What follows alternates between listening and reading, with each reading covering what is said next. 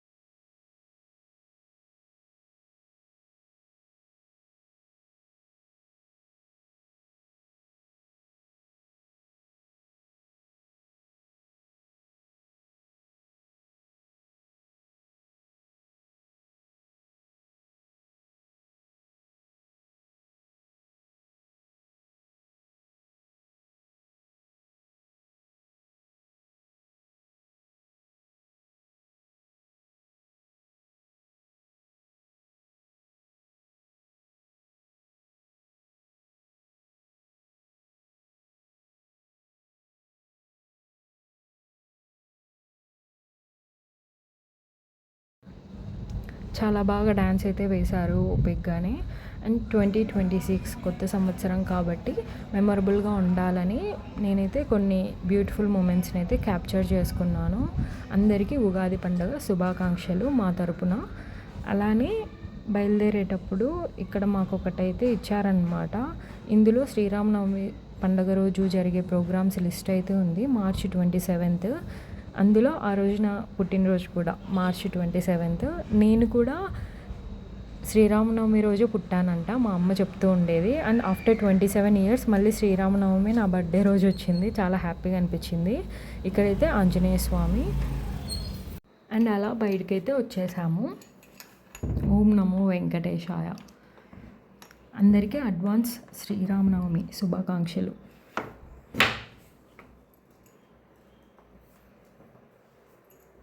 అందరికీ హ్యాపీ ఉగాది 2026. మీకు ఈ వీడియో నచ్చితే లైక్ చేయండి, షేర్ చేయండి, సబ్స్క్రైబ్ చేయండి. Thanks for watching. Subscribe for more.